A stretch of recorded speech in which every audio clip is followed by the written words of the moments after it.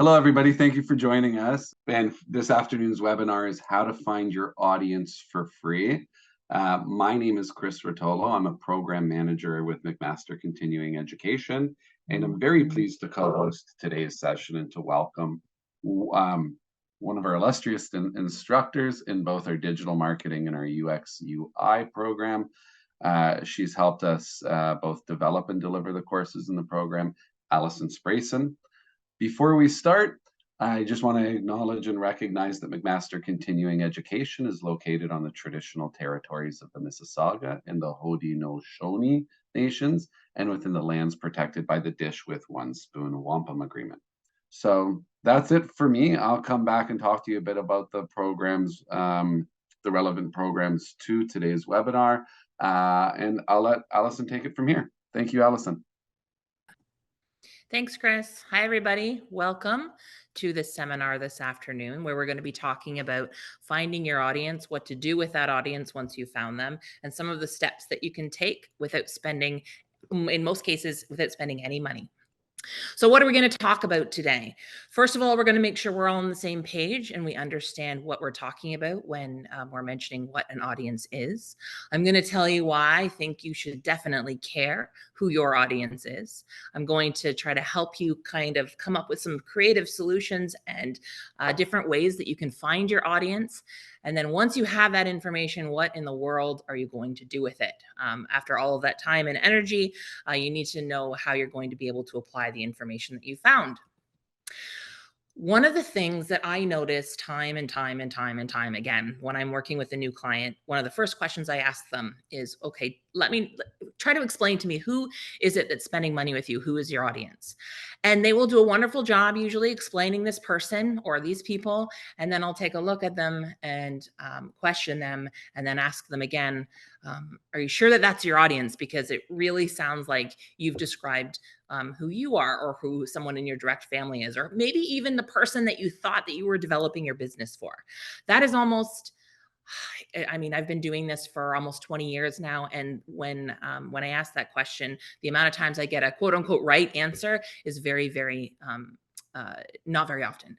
So I want to make sure that we're talking about who your audience is. And it's almost, now sometimes it is, but it's almost never ever you. So what's an audience? A textbook definition for an audience is a group within a market that is being served by your business, company, product, or service. I think that's pretty straightforward. One other thing, if I want to just simplify that definition, your audience is paying attention. Your audience is engaged sometimes. A really great audience to focus on is a group that's giving you money for your product or service. The target market, I'm sure if you're familiar with some marketing terms and marketing practice, you understand that a target market is a group or groups of people that will often be marketed to in a similar ways because they have been identified as likely to be interested. Not only interested, but capable of participating. What does that mean? Capable of understanding what it is that you're selling, capable of being able to pay for the thing that you're selling, capable to perhaps refer others to your business, to your product or service. And then a target audience, which is more so what we're talking about today. A target audience defines and understands the group by leveraging demographic information, psychographic information, and dimensions of personality, attitude, and comprehension abilities. So to simplify that, what I'm talking about is an actual human being. The more we can drill down who an audience is by actually picturing them as a human being, the more successful we're going to be in our marketing practice. So a target market, for example, we could describe a target market as parents aged 28 to 45. Now, I don't know about you, but I'm towards the end of that age group at 42, and the 28-year-olds are not interested. 28-year-old parents are not interested in the same things that I am in. Please don't talk to me like I'm 28. My kids are almost on their way out of the house, and many 28-year-olds have toddlers. So if that's the audience that you want to market to, your options are pretty much mass marketing, and people aren't really mass marketing very much anymore. Certainly not small or medium businesses. It's too expensive, and you're not going to see the results that you could when we have the tools that are available to us today. So what is an audience out of that target market? Well, It could be a working 31-year-old female who has two children under 5, living in Hamilton with a partner in a single detached home with a mortgage, prioritizes extracurricular activities for her kids as well as cooking and eating at home. So that was a bit of a mouthful, but why do we look at an audience like that? Well, I bet many of you probably that are here today could close your eyes, and if I read that again, you could picture an actual human being. You will be able to picture perhaps what her skin color is, what her hair color is, maybe even how tall she is. You can picture what she looks like on a day-to-day basis. How tired is she? What's she doing during her day? Where if she's prioritizing extracurricular activities, how often is she running the roads with her kids? What activities are they going to? When you know all of these things about an audience, you can figure out, well, where should my ads show up in her with her regular day-to-day living? How am I going to disrupt her her frazzle, really, if she's a 31-year-old with two children under 5? How am I going to get in front of her in a way that she's going to pay attention? When you can define your audience in these kind of terms, rather than parents aged 28 to 45, you are going to be able to form a narrative that's going to speak to them and form a narrative that is going to mean something to them. I don't know about you, I probably spend far too much time on my phone, and all that is being bombarded in front of my face every day is content, content, content, content, content. If I'm not stopping, or if something isn't resonating with me, it's just a whole bunch of content and I'll never remember. So the clearer we are about our audience, the more likely we are to be remembered. I want to go back a little bit and whoops. I want to go back a little bit and talk about specifically different kinds of audiences. So especially with digital tools, your social media, you could have an Instagram account with 10,000 followers, and the likelihood of 10,000 people regularly purchasing something from you is not very high, especially in a smaller medium business. So I just want to differentiate the different kinds of audiences. Not to say that one is more important than the other, but how we're going to deal with different kinds of audiences are different. So a neutral or passive audience, if you picture this in a digital platform or even in a brick and mortar store, they're much more neutral and passive. They will browse the online or in store. They'll come around. They're not necessarily making purchases. They like your store. Perhaps they like your aesthetic. They're happy with following. Every once in a while, they'll maybe click on your Instagram page and look at your overall feed. They might be a subscriber to a newsletter. They're not necessarily reading all of your newsletters, but they're willing to get your newsletter in their inbox rather than just delete it and ask to unsubscribe. So they're happy with you. They're interested, perhaps the product or service that you're offering is not top of mind. It's not something that they need right now. It may be something that they never need, but there's something about your aesthetic, your marketing that they like, and they're willing to incorporate as part of their own identity. An uninformed audience, they're aware of a sponsored post or an ad. They have a positive reaction. They're probably not in the market. They don't really understand what it is that you are trying to sell them. But some uninformed audiences are open to influence. They're ready. It's possible to nudge them along and make them become interested. The uninformed audience, if they are a passive audience as well, is going to be expensive. It's usually going to take a lot of time unless something drastically changes. So for the purposes of what we're going to talk about when we figure out who our audience is and we get to what we're going to do with that audience, an uninformed audience is not really one that we're going to talk about in detail today. A warm or interested or a new audience. So these are in the market and they're mindful. There is a purchase intention. It may not be an immediate purchase intention, but it is within the realm of going to happen in the next few months, perhaps the next year, depending on what it is that you are, depending on what it is that you're selling. They are interested in the thing that you are offering. They will follow and sometimes even interact with you on social media. They have definitely visited the website. Perhaps they've shared the website with other people or their significant other. They have seen your Google business listing.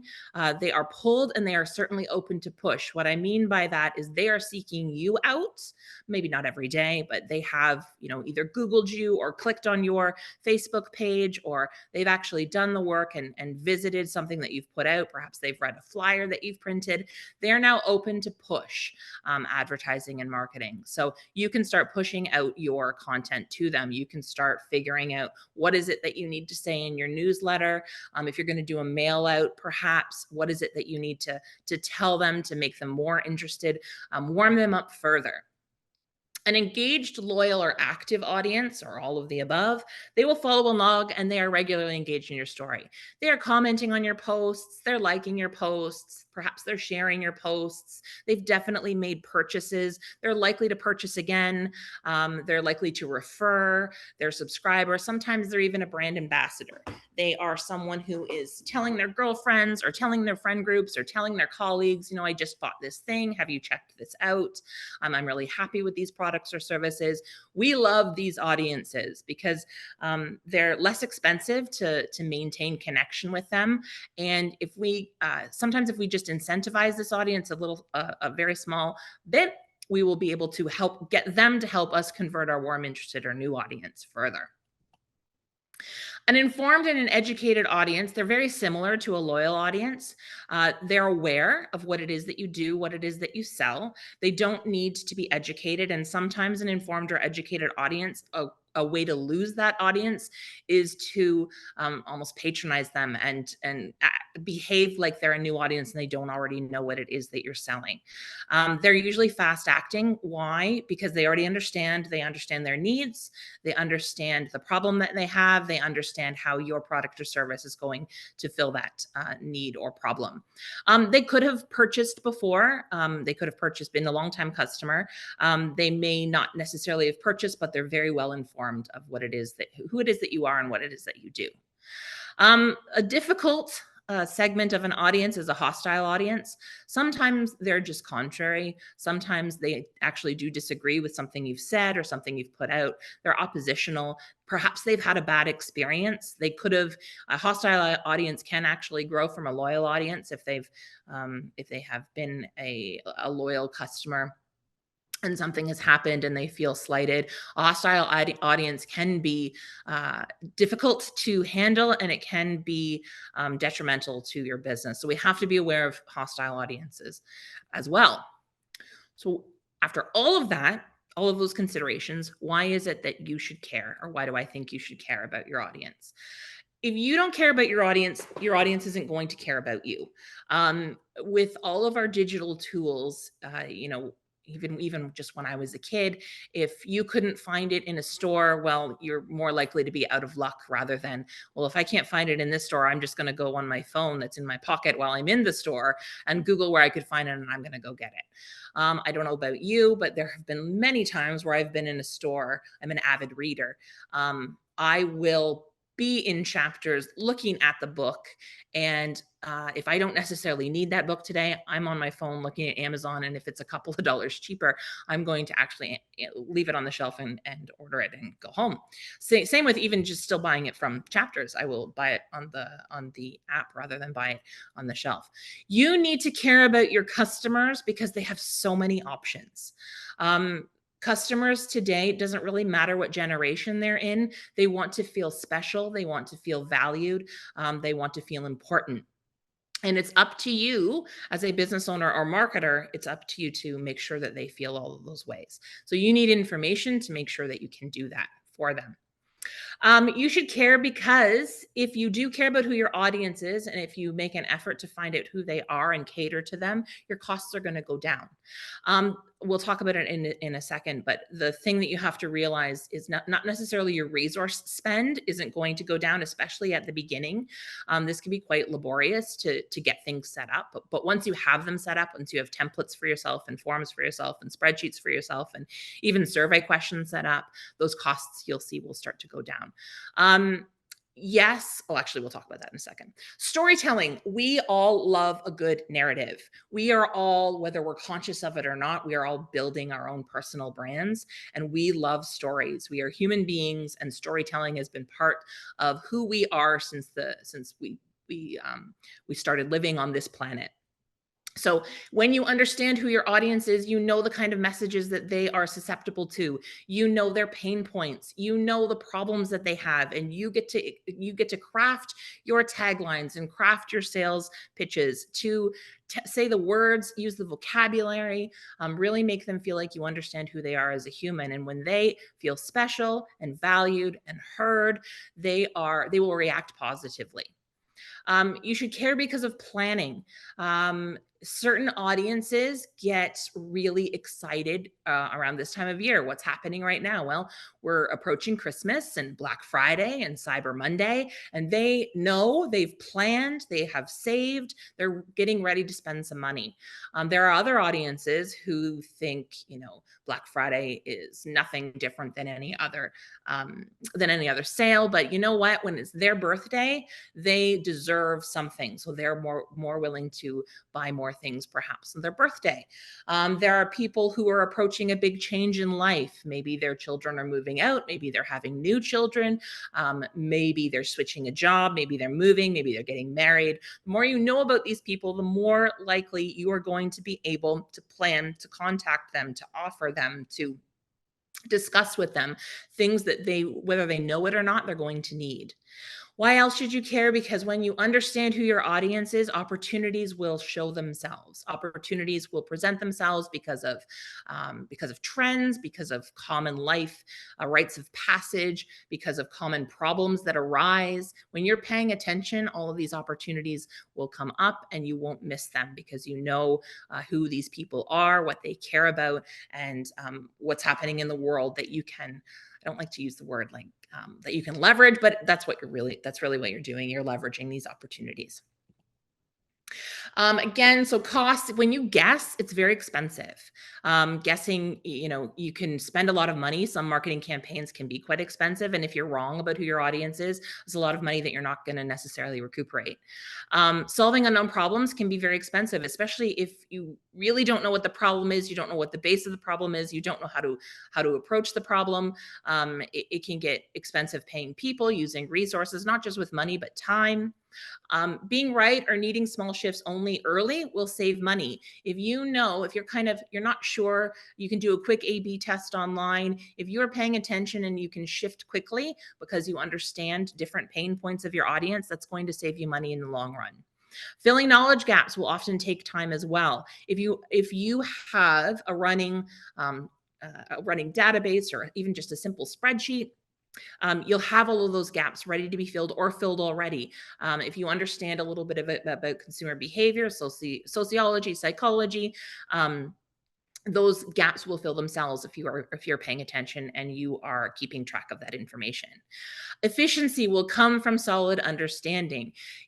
Guesses will turn more towards knowledge and wisdom rather than blind guesses out into, well, maybe they like this. If you are keeping track of this information and you are owning this information and not letting Facebook or Instagram own this information, if you keep the information, you'll be able to develop solid understanding because you will notice patterns.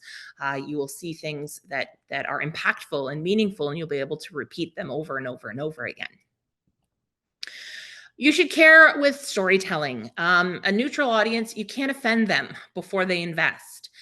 They might not, well, we talked about it already. A neutral audience isn't ready necessarily to purchase now. They're not an ambassador, but you're on their radar. They're interested. They like what you're doing so far. If you don't understand who they are as humans and you say something or you champion something or you choose someone to partner with that offends them, you'll probably lose them forever. It will be very difficult if you lose them as they're a neutral audience. It's going to be so much harder to get them back. An uninformed audience, you tell them all the things in a way that they're going to understand. Now, what I mean by that is use the vocabulary they're going to understand. Use the colors and shapes and fonts that they're going to relate to. Use the people or characters, if you will, in your advertising story that they see themselves in or they understand and they relate to. Um, an uninformed audience, if you are telling them the story appropriately, will not only appreciate that story, they will consume that story. A new audience, you have to know what works for them and then nudge them along bit by bit by bit. You have to warm them up. A loyal or an informed audience, you communicate with familiarity. You don't patronize them with unneeded information. We talked about that a little bit already. They know who you are, they know what you offer. Perhaps when you get to know them as humans, maybe they are motivated by incentive. Maybe they're motivated by time of year. Maybe they are motivated by getting to be or have something first. VIPs, perhaps. It will all depend on who these people are. A hostile audience, you need to understand them when it comes to storytelling because you need to find common ground to neutralize them. And if you can't neutralize them, you need to find common ground with the rest of your supportive audience. So it looks like you're aware of them, you are not ignoring them, and you can kind of, you'll be able to know the words and the phrases that you need to communicate in order to kind of signal to your loyal, informed, new, uninformed, and neutral audiences that we have this under control. You should care because of planning. Again, we discussed it briefly a couple of minutes ago. Lifestyle milestones and events. People spend for in milestone and event times in their lives. Sometimes they've been saving for a long time. Sometimes they just know it's a social norm. You know, when it's graduation, you buy flowers. When it's prom, you rent suits. When someone is moves to a new house, there's housewarming gifts. There's lots of different social norms that you can capitalize on when you understand who these people are that are interested in your product or service. You can empathize to communicate values and status. We're all very interested in status. We are human beings. Status could mean, the first in your group to have the thing. Status could mean money. Status could mean intelligence and understanding. There's cultural capital. All of these different kinds of status will mean different things to different people. If you understand who your audience is, you can focus your brainstorming and leverage connection. Again, you're not starting with a blank sheet. You already have human attributes that you can take a look at and really cut down on the time that you are spending trying to figure out what it is that you're going to do or plan. Opportunity will come when you understand your audience. They're going to tell you all of the things you need to know as long as you ask them in the right way. And what I mean by ask them in the right way, it could be the right words that you're using. It could be the pictures that you're using. It could be about the topic that they're interested in.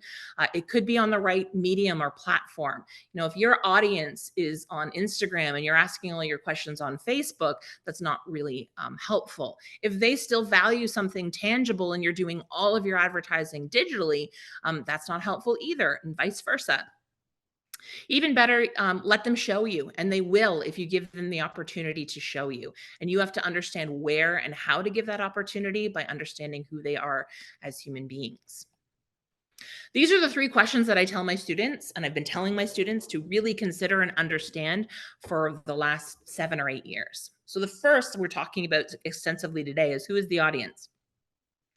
And again, I don't mean target market, I mean audience. Who is that human being that you are talking to? Picture them. I always ask my students to close your eyes and picture that person. It's easier for us to communicate as human beings when we can picture a human. Picture yourself sitting down and writing a letter, and you don't know who that letter is to. It's not going to be very easy for you to craft something that's compelling, meaningful, sincere, any of those things. But as soon as you know you're writing a letter to your mother or your favorite teacher, or you're writing a reference letter for somebody, you can communicate so much more effectively, in a much more meaningful way, in a much more sincere way. It's much more impactful. When I ask what is the message, I mean that literally. What are the words that you're going to say? What do you want to communicate? What's the call to action? I also mean the medium about the message. So, where is it going to appear? On what platform? At what time? How many times? For how long? With what pictures? With what buttons? What colors? What fonts? What tone? All of those things go under what is the message. And probably the most important question to answer for yourself is, why do they care?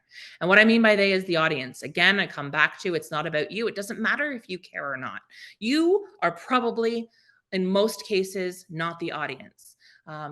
In my experience, my students get tripped up a lot. I teach a class in design literacy, and I'll show them something, and their first response is, I don't like that.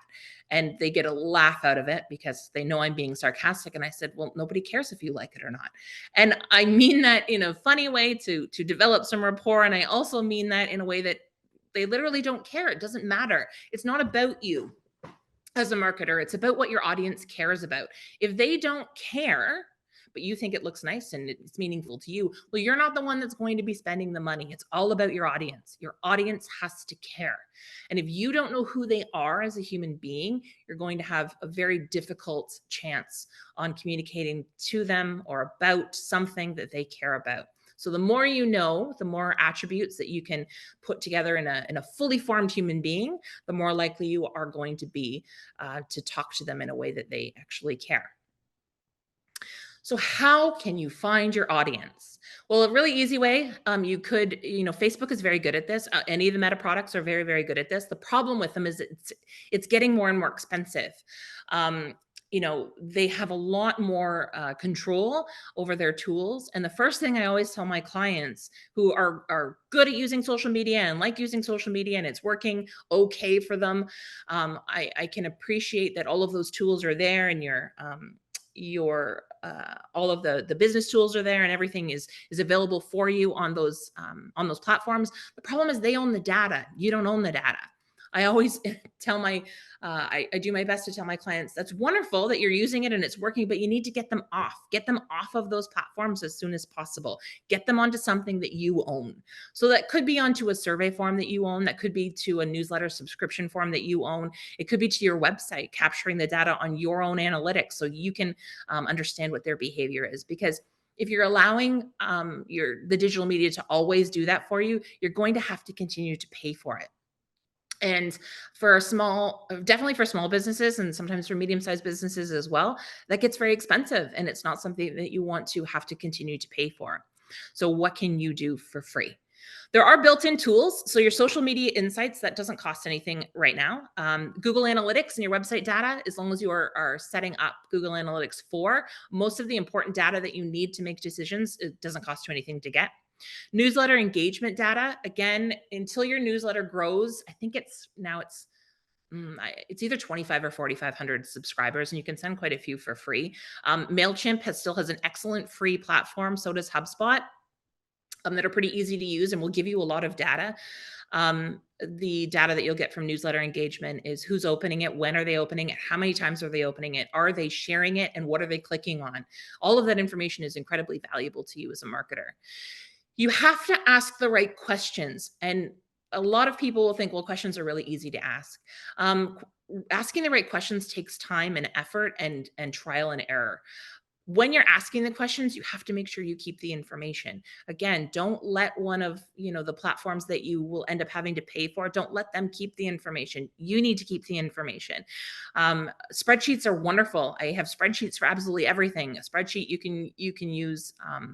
You can use Google Sheets, you can use Apple Numbers, you can use Excel spreadsheets. It doesn't matter the spreadsheet, they all will do the same thing for you, but make sure that you keep that information and it's always available to you and you're not paying anybody for it. Spreadsheets are definitely your friend. Go offline sometimes. And what I mean by that, if you have a brick and mortar store and you have somebody on cash, you can do this for, again, it sounds like it's going to take a long time, but the data that you will get from this is free to you, and it's really, really helpful. Something as simple as having a sheet of paper by your till and dividing it up by time of day, and maybe by gender, maybe by spend, maybe by number of people, maybe by time that they spend in the store, whatever you think is going to work, depending on what kind of marketing campaign you want to do, just use ticks. And then take that data over the course of a week, put it in a spreadsheet, and see what you can figure out from it. That offline interaction can be very valuable. It's real time, and you're not asking people questions, you're paying attention to their behavior. The more fun that you can make it to your audience, today's audiences love gamified stuff. They like to participate. They like to feel like they're part of something. And there's many free tools that you can use to make that fun for them. Just again, I go back to make sure you're asking the right questions in a fun way. So the digital and social tools, Google Analytics, there's lots and lots of information that you can get for free, lots of demographic information. And just to be clear, demographic information, the easiest way to, if you're not familiar, the easiest way to describe it is like age, location, gender. It's something that you can statistically understand. So lots of times you can see demographic information or make really pretty educated guesses about demographic information. It's often surface level, it's this or that. Where psychographic information is how people think. That information is a little bit harder to determine. You have to get other people involved.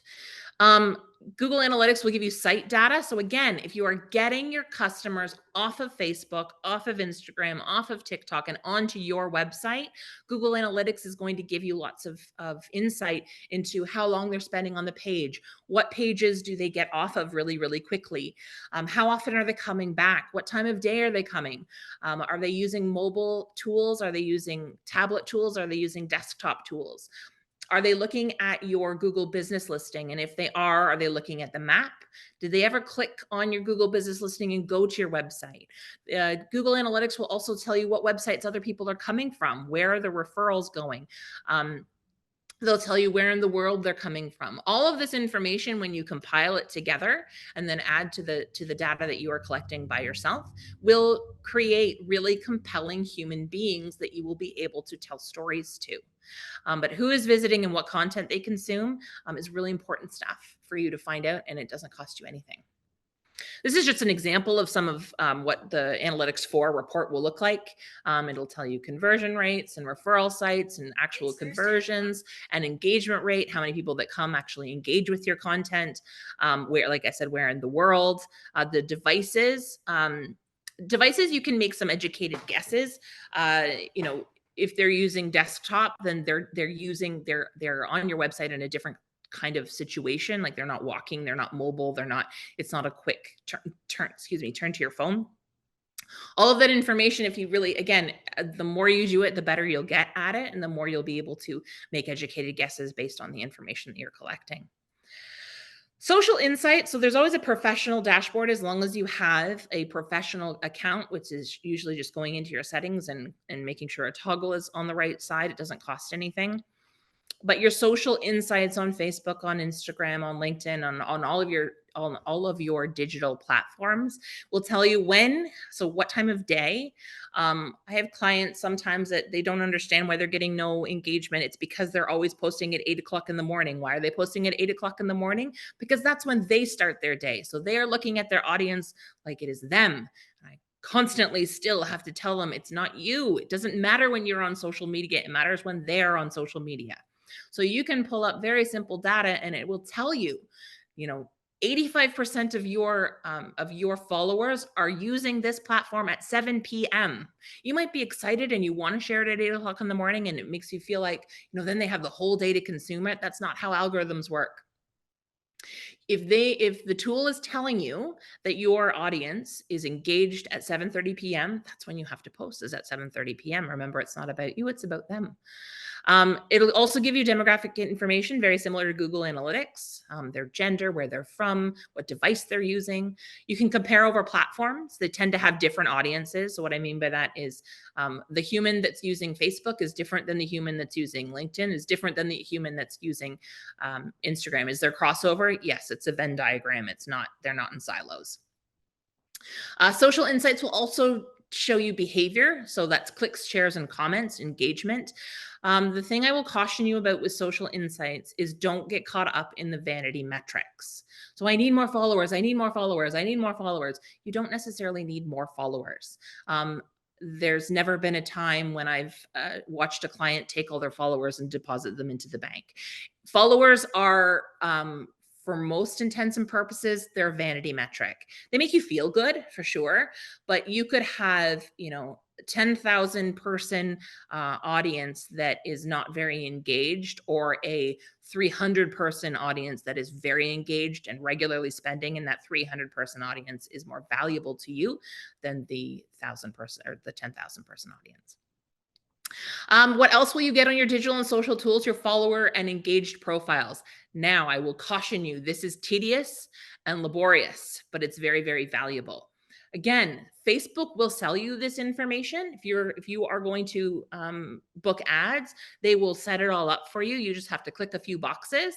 But if you do it yourself, again, sometimes if you spend 15 minutes a day sitting down at your kitchen table with your computer and just clicking on the people who are following you, Facebook asks them to explain the things that they like. What organizations do they belong to? You can take a quick look at who they're following, but you can get all this information and, again, just put it in a spreadsheet. Excel will do all the heavy lifting when it comes to tallying that data. It's tedious and laborious, but it is valuable because you own that information and it didn't cost you anything to get it. Money. It costs you time. Newsletter engagement tools. So that's data and insights that you're going to get from HubSpot and MailChimp. Again, the free options of those two newsletter tools are very robust. I have lots of clients that have been able to remain with the free options because of the size of their business, and they're very happy with them. The who, when, actions. Again, when should you send out the newsletter link? Maybe you'll see the information and the insights that you'll get will show you when you send out your newsletter at 8:30 in the morning on Monday morning, 80% of them are just deleted. They're not even opened. Well, that could be because your audience is busy at work and they just don't have time and they don't want their inbox to be crowded, so they just get rid of it. Whereas if you wait until Tuesday at about 3 o'clock when they're hitting a wall at work, they're much more likely to open it and read it. This is all really valuable information to you. You can experiment and track, experiment with open rates, click-through rates, and click-to-open rates. As long as you're putting links in your newsletters, these tools will track this information for free. So what could you track with that? So your click-through rate, what kinds of headlines are meaningful? What kinds of statements make people intrigued and engaged? What are they interested in? If they're not interested, they're not going to click. If they are interested, they are going to click. And this will break down, these tools for free also will break down by the user. So another thing that you can do in MailChimp or HubSpot is it's very similar to hashtags on your users. So you can experiment with maybe you want to use a headline that uses numbers, for example, in them. It allows your audience to manage their expectations. Maybe you want to try headlines that will evoke some sort of maybe fear or shame. Maybe that will engage your audience. But you, as the person who's composing this content, just keep track, and then you can tag each of your audience members to say they're very engaged with the content that has numbers. They're very engaged with like life hacks. They're very engaged with things that make them feel frightened or bad about themselves, perhaps. All of these different behaviors you can tag, and then when you're crafting your newsletter, you can send one kind of newsletter to one group and a different kind of newsletter to the other group.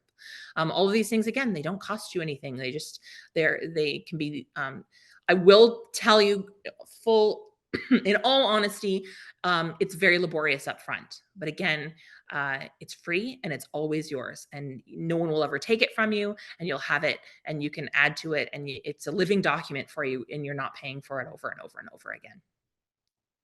So asking the right questions, this is where you can make it fun. And it doesn't have to, it can almost be, you're not necessarily asking straightforward questions. You are trying to get to know them as humans. So you ask something that has to do with the thing that you want to learn, but isn't necessarily straightforward. And you can ask these questions many different ways over many different days. I don't know about you, but if I'm scrolling through stories on Instagram and I see a poll or a question or something that all I have to do is take my thumb and click it, I'll do it. It almost feels like it's something that I'm supposed to do before I keep scrolling.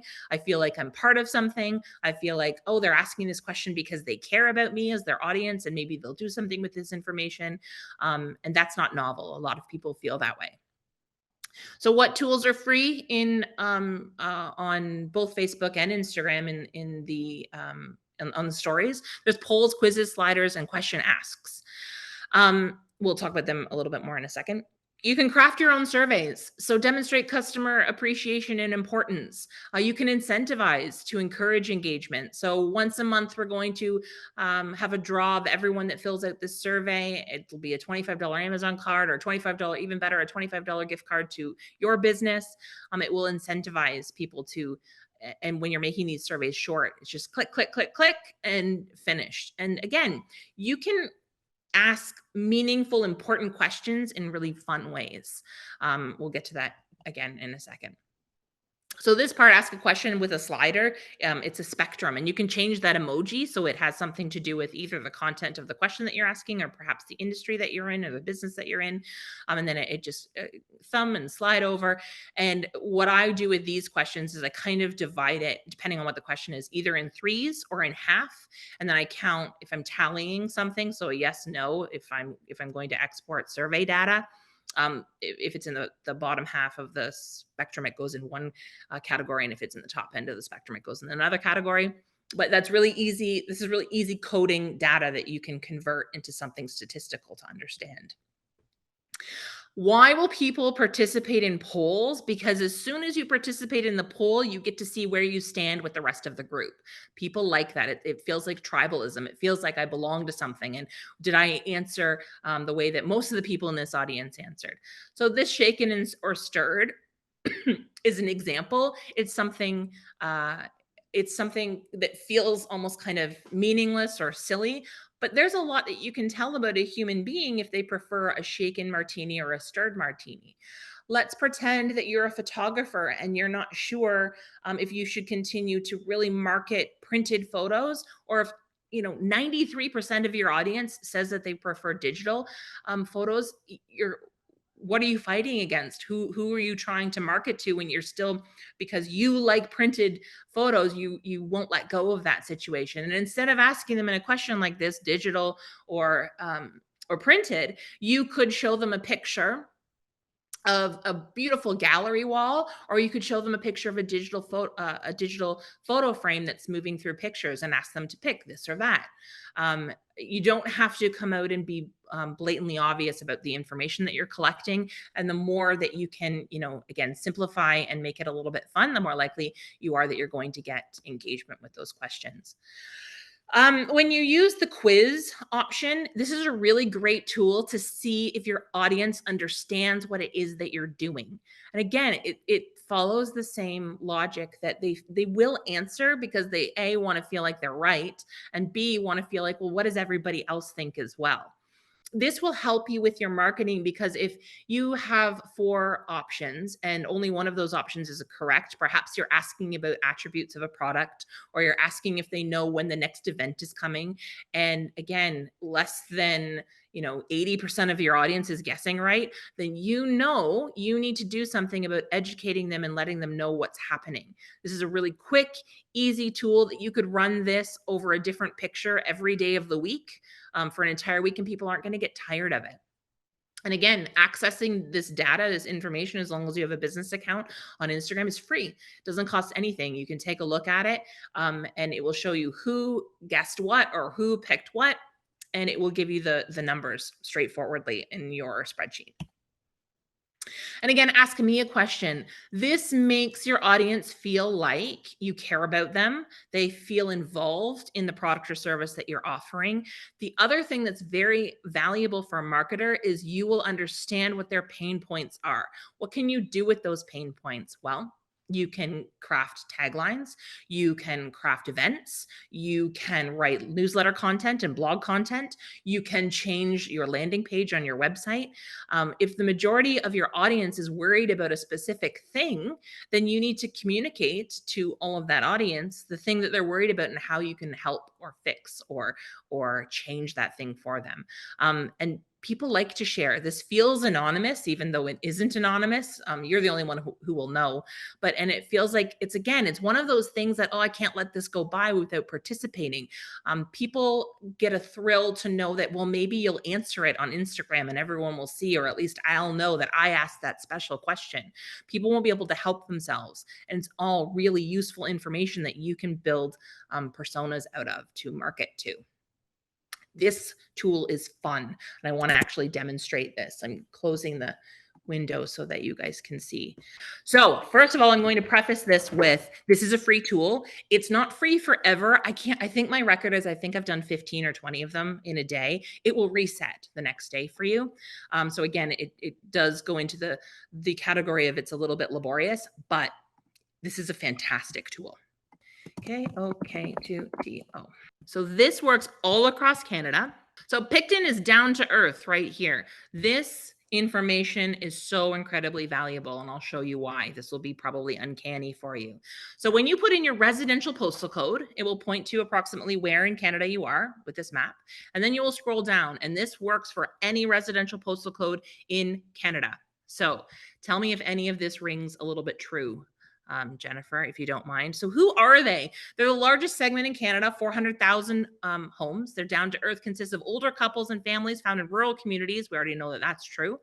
8 out of 10 adults are homeowners, typically owning single detached homes. The majority of maintainers are over 55. Most households earn average incomes from a mix of blue collar and service sector jobs, with more than 80% of households consisting of third generation Canadians. They share a traditional bound lifestyle. Many spend their leisure time close to home and nature, enjoying sewing, knitting, bird watching, snowmobiling. Their yards often have a small collection of trucks, cars, boats, ATVs, and RVs. Not surprisingly, these older residents have traditional media patterns favoring TV, sports, country music, radio, and gardening magazines. It will tell you the average household income, about $102,000. The mixed education, it's rural. We talked about that already. What is the family life? Older families and empty nests. Service sector, blue collar, average household net worth is about $643,000. Most of them own their houses. How do they think? So this will give you 3 to 4 statements. They're very generalized, but it's a great place to start. Yes, I think you're right, Jennifer. Thank you for bringing that up. It's probably representative of the KOK. How do they think? It's important that the country should hold a strong position in the world. Life in the country is much more satisfying than in the city. How I spend my time is more important than the money that I make. How do they live? All of these categories will be looked at in every single postal code. It tells you what leisure activities they enjoy, what digital behavior they like to partake in, what kind of restaurants do they like, what do they shop for, their financial services that they're interested in, what media do they like. This one's TV still. What are their thoughts on green living? How likely are they to purchase an EV? That's actually pretty new. It didn't used to have that information. And what kind of cars do they drive?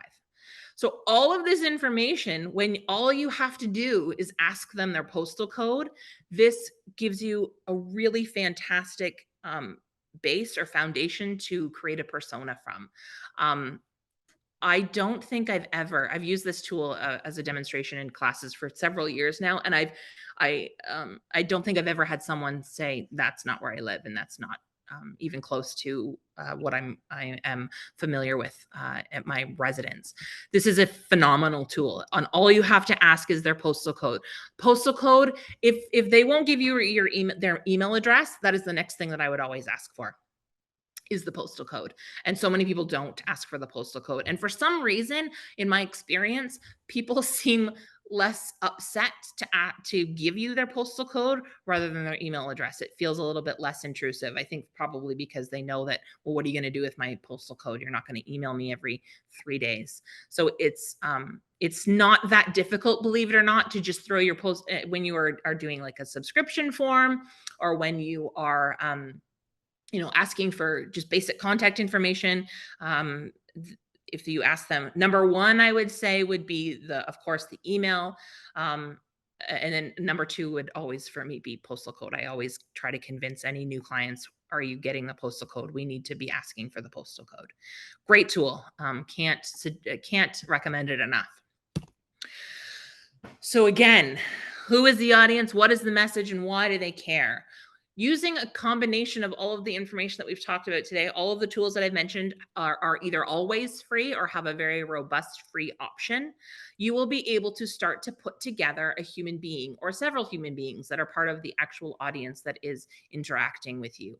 What is this going to need from you? It's going to need some time, some patience, some excellent organizational skills, some open-mindedness to let go of what you believe or who you believe is doing business with you, in order to, and be interested. You have to be curious. What is it that they want, need, and how can I assist with those wants and needs? When you understand those things, you'll be able to craft a message. Why? Because chances are you're going to know one of those human beings. They're in your life somewhere. If they're not in your life directly, they're one or two people removed, and you can ask and find out and even spend time with these human beings. We have a lot of similarities. Human beings are more similar than we are different. But it's really difficult to talk to somebody when you can't picture them. So you have to pay attention to who the audience is in order to be able to answer the question of what is the message. And if you can't make a case for why they care, you're going down the wrong path. You should be able to justify your decisions when you're creating a marketing plan, when you're crafting marketing messages, when you're writing blogs. The first thing that you should be able to answer is, sorry, Jennifer, I'm using your name again, but Jennifer would care about this, or Jennifer would click on this because, and then be able to answer it based on the research and information that you have collected.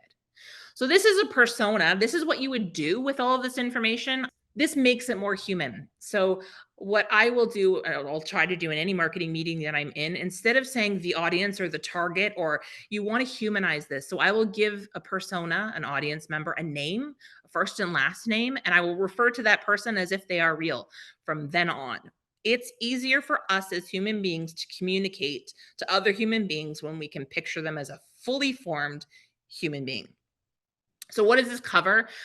It asks you to find a quotation that captures the essence of their personality, their basic demographic information, where on the spectrum in their personality. And of course, you can change any of these things. You can modify this as you need to for your business or your industry. Introverted or extroverted, analytical or creative, conservative or liberal, passive or active. Why are their motivations important? Because motivations are that thing that you can connect to an emotion. Incentive, fear, achievement, growth, power, and social motivations. You can move that spectrum up or down as well. Brands are always handy because you can look, if they like the brand, there's a reason that they like the brand, and you can sometimes piggyback on ways that they're marketing. And if their marketing is working, perhaps you could pick up the best stuff. Preferred channels will help you. Where should you pay if you're going to advertise? Where should you show up? Traditional ads, online or social media, referral programs, perhaps, or guerrilla efforts and PR.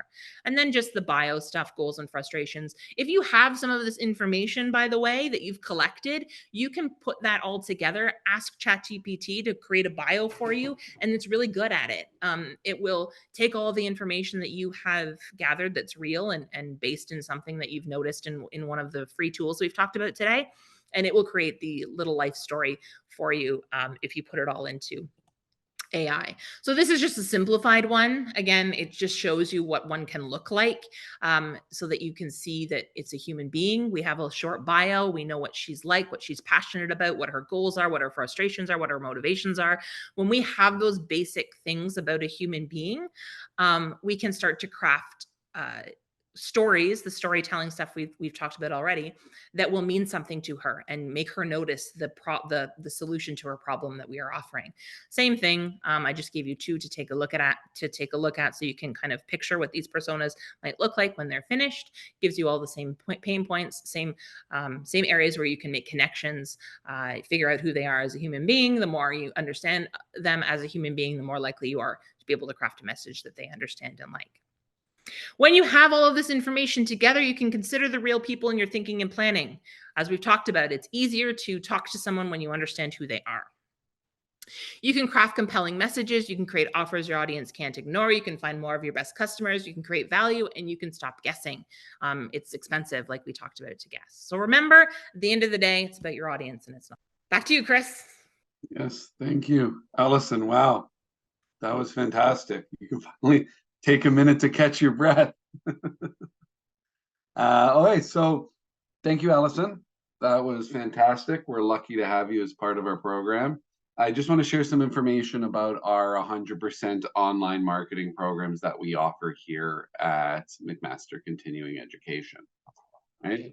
Our digital marketing program is recommended for students who have prior education or experience in marketing or a related field and are interested in working in digital marketing. It's 100% online. It's a certificate in digital marketing. It requires you to complete 5 courses. Now, of course, we also allow open enrollment, so you can just take the course or courses you want or need. But there are some great courses in this program to choose from that range from digital marketing strategy to digital content management to search engine optimization, just to name a few.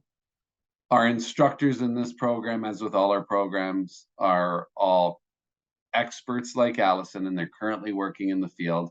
So you can rest assured you're learning from the best of the best.